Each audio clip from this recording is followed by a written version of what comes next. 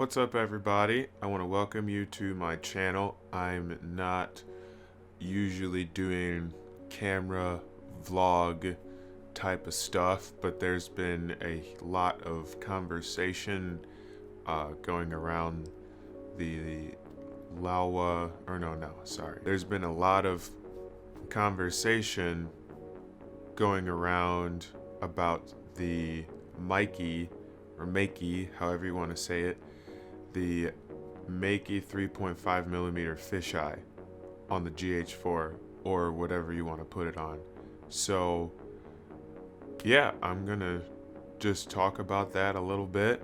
So I'm gonna talk about the Laowa 3.5mm and give you guys some information to either let you know if you want to get it, or maybe you don't, maybe it's not for you. Here we have a Mamiya manual, because I now have to put my GH4 in this old camera bag that I found at a country store, because now the S5 is taking up the space in my normal camera bag. So now we're recording on the S5. You guys can hate on the autofocus or whatever. It is what it is. You get what you pay for, you know? But we're not here for that. We are here to talk about, let's just get that going. This is the setup that is in question. The GH4 with the Meike 3.5 fisheye. You can get this setup for about the price of a Canon 8-15 lens alone. You can get this entire setup for that price. This camera cost about $500 used at this point. About $500 used at this point. And the lens is $160. So this setup is for a filmer who is balling on a budget, and maybe you got some really good angles and you just feel like you can get away with this. This setup is not for the silver spoon. You know, you want all the bells and whistles, and you want to be, you know, the best. You want to have the best image in the industry. It's not for that. Sorry. This camera is not for the silver spoon, not for the people who have a ton of money to spend on a Canon 8-15 and a Sony a7S III. This setup is for someone who does not have a ton of money. So this is why I was on Micro Four Thirds in general. I can show you my other Micro Four Thirds setup.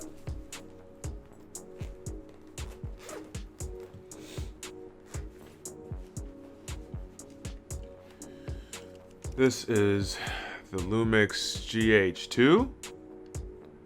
This was my first HD camera. I filmed so many clips on this camera. I filmed a lot of clips on this camera with this Segatron fisheye. Come on, Panda boy, get that autofocus going. So Panasonic, you know, you guys obviously need to improve this autofocus if you want people to use your cameras like how I'm using it. But if you don't need it, if you don't need to, you know, show stuff like that, or film, you know, stuff that you really need autofocus for, don't worry about this. But anyway, the original Rokinon Micro Four Thirds fisheye. Look at this. This thing has gone through it, guys. This thing has gone through it. This is the Rokinon 7.5 fisheye.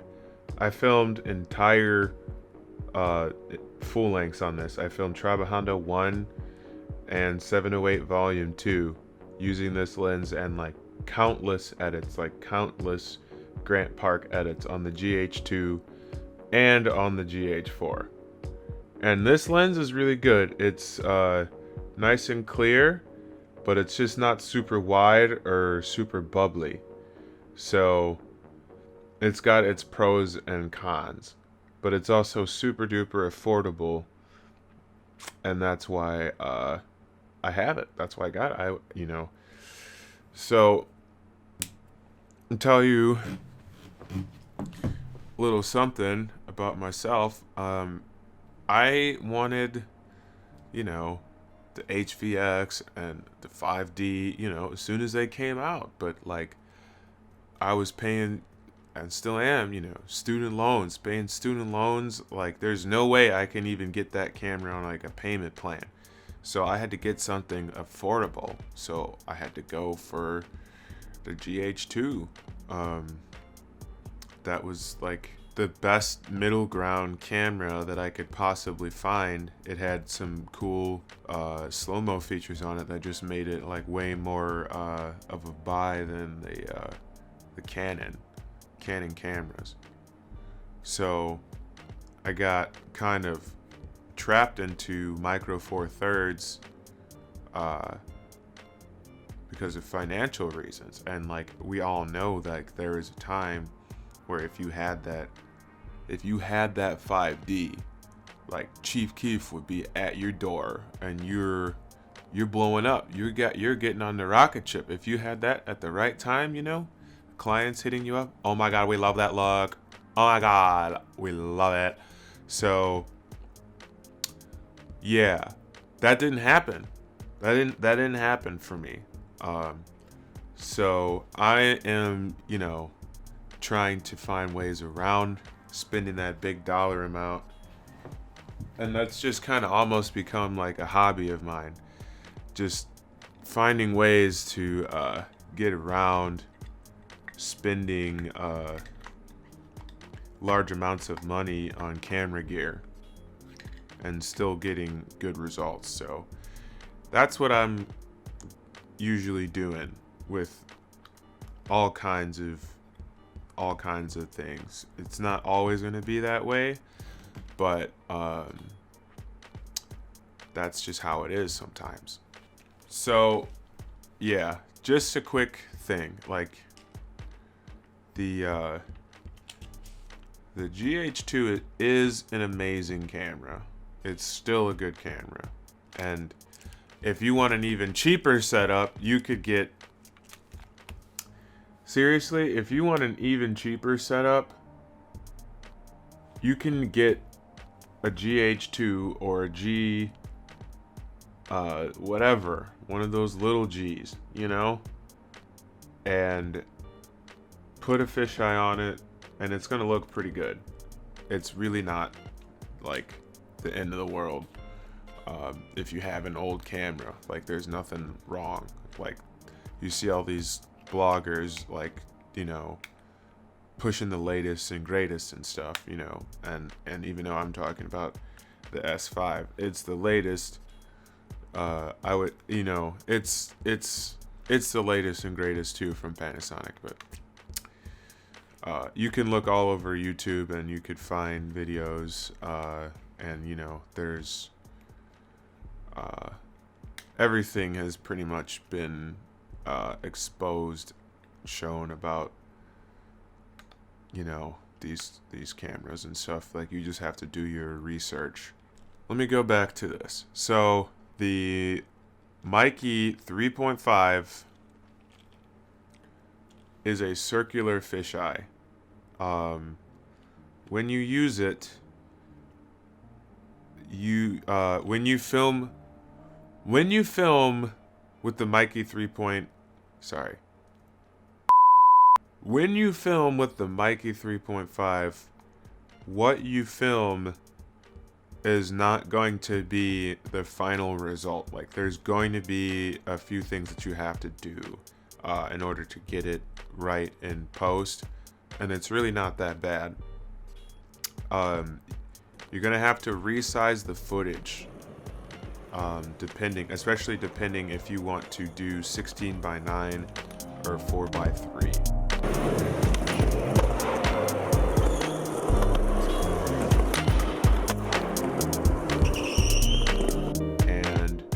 On the GH4, you can shoot in 1080 60p, or you can shoot in 4K at 30p with a slight crop, and you can also shoot at 4K and 30p in a anamorphic 4:3 mode.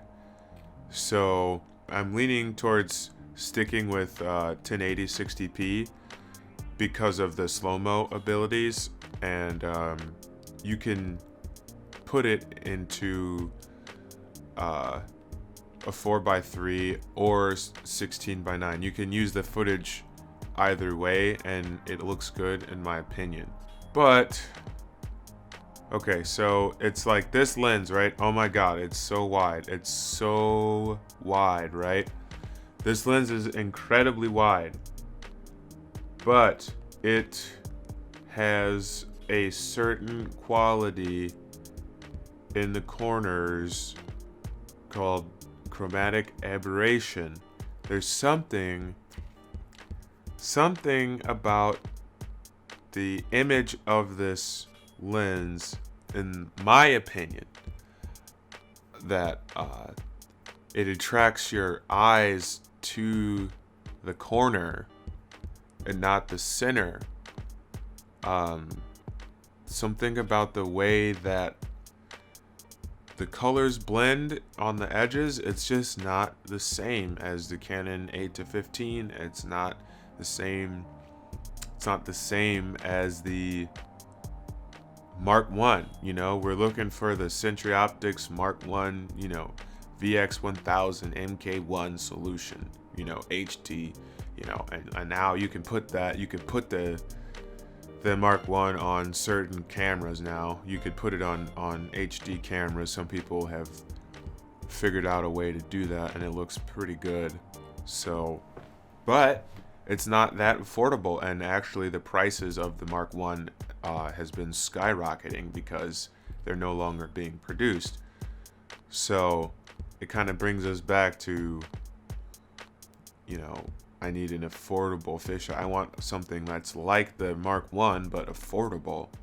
And I would go with this, the Meike 3.5 over the Meike 6.5 because of that same reason, that same thing that I just brought up. I think on the 6.5, the stuff on the edges is even worse. I had that lens. I filmed an edit on it. The edit actually was on Thrasher. Like, I hate how that fisheye looks.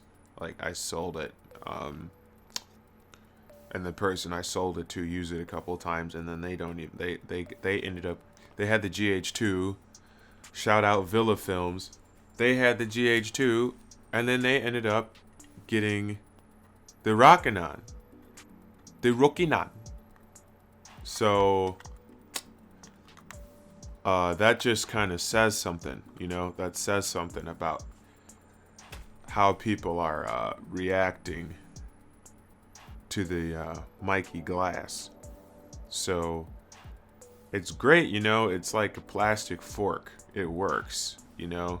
Or maybe it's like a plastic fork that's painted silver, you know. And maybe it's like a kind of it's not as bendy as all of the plastic forks that you would you know, come across. It's a little more solid, you know. It's the most solid plastic fork you could ever possibly have, okay? For sure. this is the best. This is the best for your buck that you could get, because I would say that the Canon 8-15, I wouldn't say that it's necessarily $600 better. I don't know, but I don't really know, like, the, you know, I haven't done, you know, the dollar to worth it calculation like that. Dollar to fisheye, you know, chromatic aberrations, like there's a lot of stuff you have to like factor in, you know. That's a huge math equation. So if you're like me and you're like, yeah, there's no way that I'm getting this, you know, that I'm gonna go full frame and get this, this is definitely the next best option. And when you start to get it right, it's pretty good. But one thing that you need to know about this lens is so wide that this little part of the camera body shows up a tiny bit in the frame. So you gotta, don't get super distracted or, you know, bent out of shape about that. You should just fix it in post, and whatever method you have of fixing it in post, just duplicate that method, and you have a one size fits all for this fisheye. Another warning about this fisheye is that it is so wide, like you almost have to get more VX than VX. You have to get like so close to get a good image. And one more thing about this lens, one more issue I have with this lens is another issue that I have with the size, is that when you're filming fisheye, I kind of like the feeling of a slightly bigger fisheye, because it feels like it affects the balance of the camera, and you just know where you're pointing a little bit more. You have to pay a lot more attention to how you're pointing it. I feel like it's pretty easy to ruin frames on this thing. It's pretty easy to ruin frames on a fisheye, but the thing with this is, like, you need to know like where the middle of it is pointing, and when you have like, there's not even like a reference weight wise, you know, there's no extra pull in your hand, it's super easy to make that mistake. So this lens has taken a lot of getting used to, but it also, you know, didn't take a giant chunk out of my pocket. And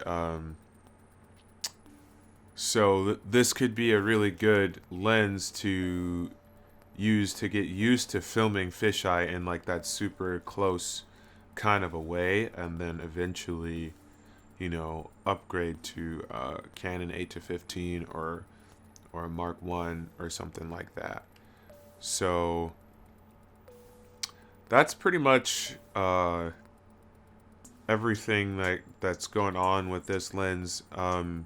When I film on the GH4, I film in at double my frame rate for the shutter. So, but I think in 30p, I think you need to film at a higher shutter speed, because there's just something when you're just filming at 60 shutter and 30p, like it just looks like, damn, like, man, this might be a little bootleg, like something ain't right. I'm telling you, you know, something just ain't right, you know. So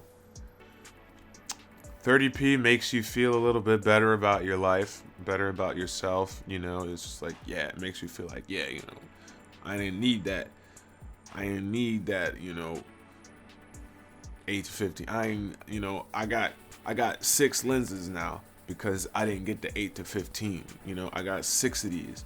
No, I don't know.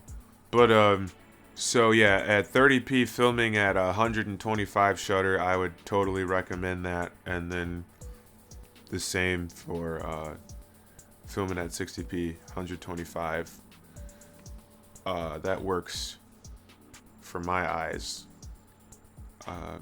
So you guys can check out the latest edit that I just put out at Fargo Henry. It's got B-roll shot on the Lumix S5, and then all the skating is shot on the GH4 with the Meike lens at 1080 60p.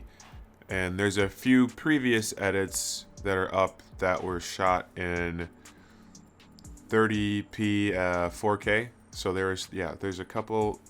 You can pretty much see everything. I can include them in the description. Anybody in the comments, just if you have found a way to make this fisheye look good, I'd love to hear it. If you just got this fisheye, wherever you are in the world, I'd love to hear how it's going for you. A lot of people have actually been hitting me up about this fisheye. Like, I feel like at least 10 people have bought it after seeing my videos.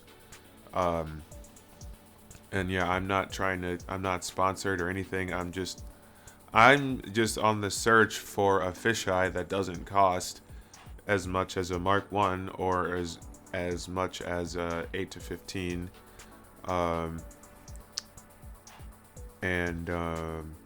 Yeah, I'm just trying to get that look, you know.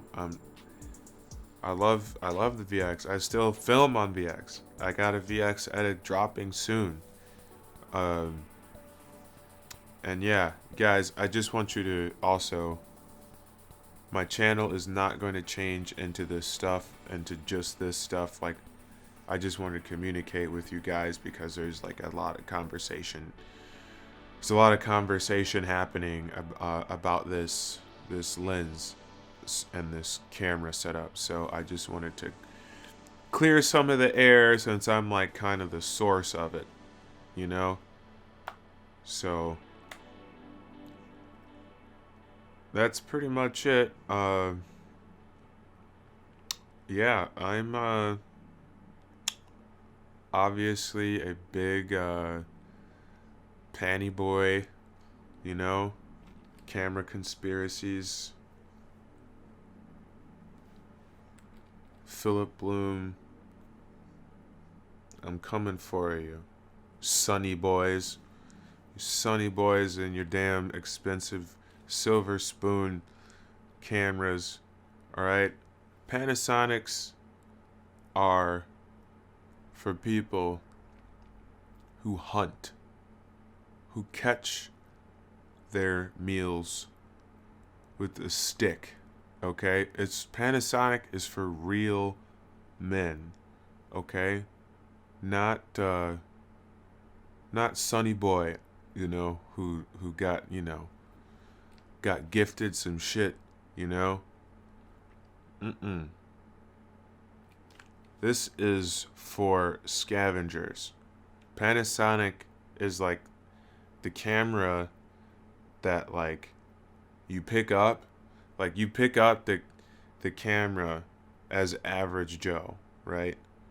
And then you can be Savage Joe with this camera.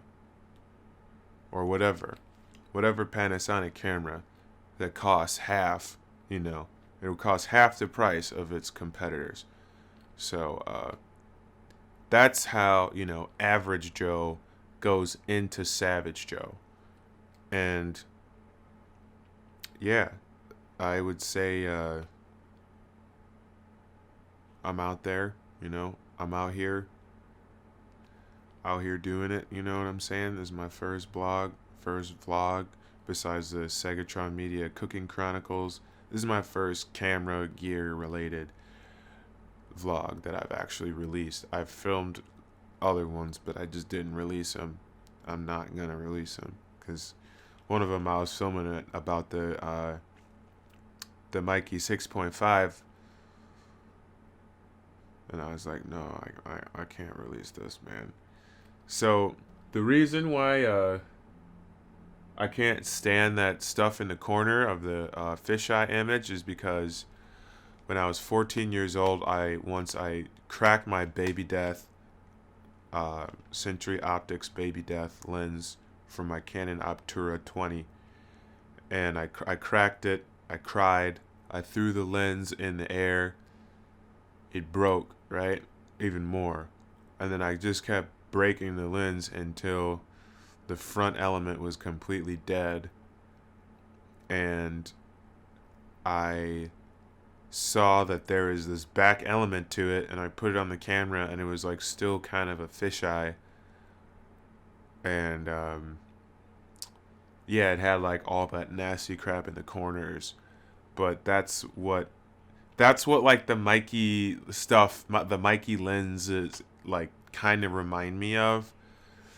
One thing I do notice though, when you're zoomed in, like especially significantly, like some of that stuff, the worst part of that stuff does kind of get cut out of the frame. So like that's cool. But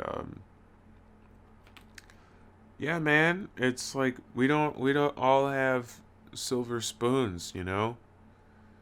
It's not that easy for all of us, you know what I mean? Sometimes like this is like the resourcefulman's place, you know, like we are resourceful people, you know, we get shit that we can afford and we could make it happen with. Like we're not getting like the best stuff available. Like that's just the truth. Like we have to come to terms with the fact like we like certain people, you know, certain people in certain price brackets when it comes to gear, you're not getting the best stuff. You're getting maybe the best that you could get with the certain amount of money that you had.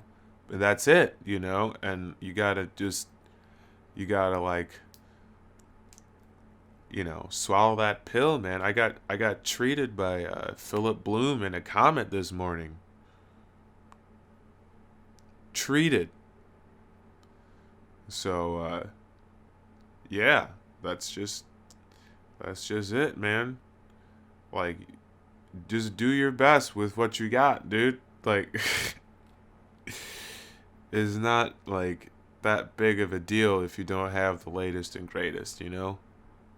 And it's really not that great. At the end of the day, I mean, so much of the stuff is being consumed on the screen, the little tiny screen, that it just is what it is, man. Like, just do your thing and improve. So, if you need to get the, you know, the resourcefulman setup, like, don't feel bad because you're not in, like, the Canon Sony club and you see a guy with the Sony and you're just like, wow, oh my god, I'm gonna save up. I'm gonna do it, man. Man. It's like, nah, dude, like, make something as good as you can until somebody asks you, like, damn, did you shoot that on the new blah blah blah? Like, nope, I shot that on the old blah blah blah, motherfucker. So it could be like that, you know what I'm saying? It could really be like that, you know, like this GH4, you know, I've seen people trash these things so hard when it first came out. I used it and made money for 6 years on this thing.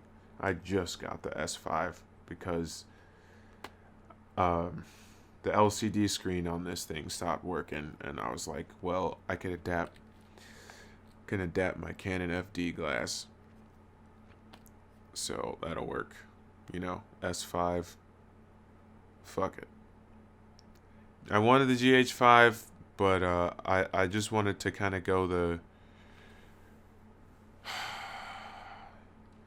non-autofocus route, the not that great autofocus route. But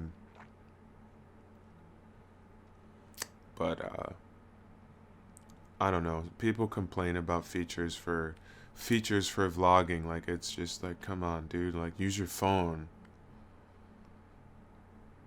You know? Whatever. Alright, but I'm gonna let you guys go. I hope you guys got some sort of information from this video. I'm going to try to edit it. I'm going to try to fix some of my mistakes in post and add some B-roll for you guys to enjoy. Some little examples. So Have a good one, guys, and just if you've never been here, to this channel, make sure to like and subscribe. There will be skate edits and other stuff. This channel was originally made for skate edits, and then I just put whatever up. But there will definitely be skate edits. There are already skate edits on the channel. You can watch skate edits on the channel, and yeah, we got skate edits. There's some skate edits coming soon. There's some in the works. Yeah, you know, I just had to play it off. You know what I'm saying? So, it is what it is. It is what it is, you know. I had to put something out there for you guys, though. I'll try to edit it down. Alrighty. Oh, yeah. So,